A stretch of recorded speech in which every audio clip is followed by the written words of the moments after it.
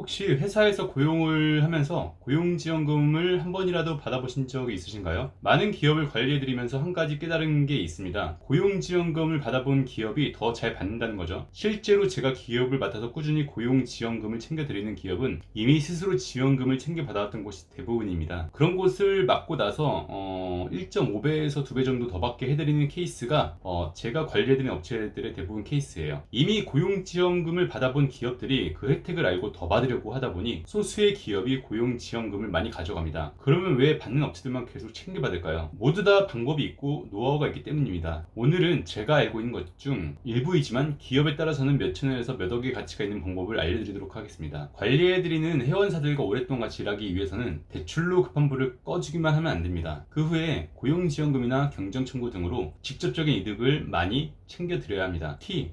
대출로 위기에서 구해줬던 회사가 성장하고 괜찮아지면 경정청구, 세액공제, 그 다음에 고용지원금을 통해서 무조건 또 다른 꾸준한 좀 웃기지만 캐시카우를 만들어줘야 합니다. 제가 일을 시작했던 초창기에 맡았던 곳들이 바로 법인택시들이었습니다. 법인택시 회사들은 인원도 많고 문제도 많았습니다. 적으면 30명, 많으면 120명까지 인원이 있었죠. 그러니까 네, 거기에 급여 형태가 산학금제라는 것인데요. 산학금제라는 일반적이지 않은 급여 형태이기 워낙 까다로웠고 게다가 노조가 강한 업종이라 참 많은 경험을 했고 많이 배웠습니다. 그러면서 고용지원금이라는 게 참 아는 곳만 계속 받고 있고 모르는 곳은 못 받을 수밖에 없겠다고 느꼈고 지금 말씀드리는 방법들을 통해서 회사가 받을 무료 지원금을 만들고 지켜왔습니다.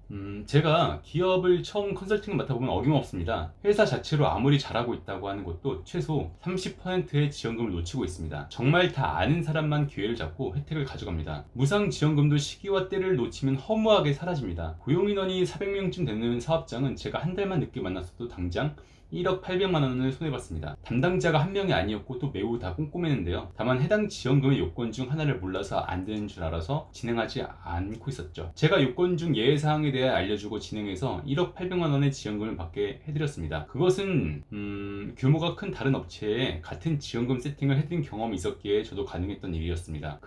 그래서 고용지원금도 크로스 체크가 필요하긴 합니다. 그럼 이런 세팅은 어떻게 하면 될까요? 이제부터 알려드리겠습니다. 일단 기업의 업종부터 파악합니다. 한국표준산업분류코드라고 그 기준으로 업종을 확인해야 합니다. 그건 근로복지공단 홈페이지에서 확인이 가능하고요. 그곳에서 업종 확인하여서 우리 기업의 업종을 기록해 놓습니다. 그 다음에 고용지원금 바로 그 기준으로 혜택을 결정합니다.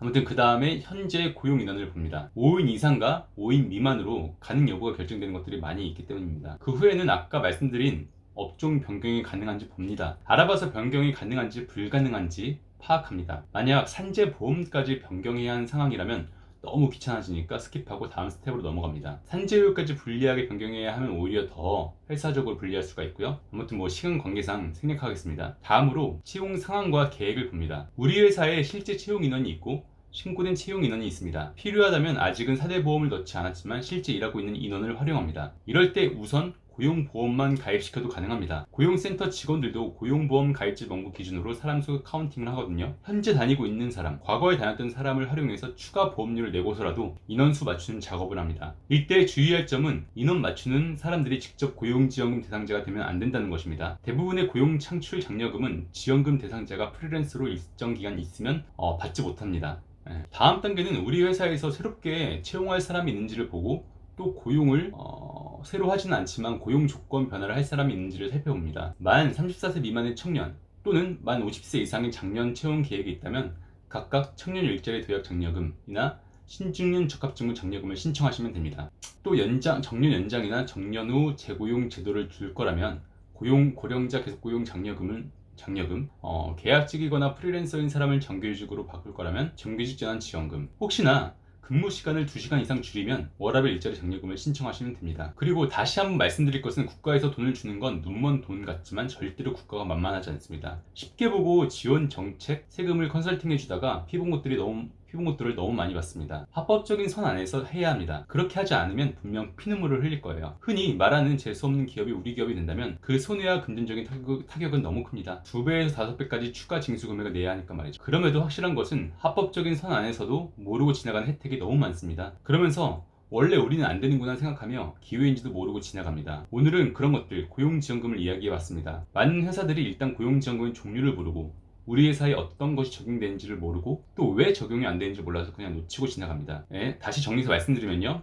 일단 업종을 파악하고 필요하다면 변경이 가능한지 알아본다. 그 다음에 산재 보험 코드까지 변경해야 하는데 위험률이 다르게 되어 있는 정도라면 일단 스킵하고 다른 것을 알아보자. 다음, 현재 고용 인원상 불이익이 있을 거라면 프리랜서나 일용직으로 일하고 있는 사람 중 4대 보험 내는 직원으로 변경 가능한 사람을 찾아서 고용 인원을 늘리도록 한다. 또한 고용 창출과 변경에 대한 조건이 생각보다 무척 넓고 다양하니 그런 조건에 해당하는 고용지원금을 맞춰 준비한다. 네, 이렇게 정리할 수 있습니다. 오늘은 고용지원금이었지만 자금, 세금에도 이렇게 조금만 손대면 혜택을 볼 수 있는 부분이 너무 많습니다. 저는 지속적으로 50여 개의 회사들을 모니터링하며 진행해 왔지만 보시는 분들은 자신의 회사 또는 지인의 회사만 봐서 모르고 놓칠 수밖에 없거든요. 분명히 놓치고 있는 부분들이 있으니 꼭 체크하세요. 시간이 지나면 다시는 갖지 못할 기회니까요. 다음에도 또 실질적으로 써먹고 있는 내용, 도움이 될 만한 내용으로 돌아오겠습니다. 이상으로 해결사 조팀장이었습니다.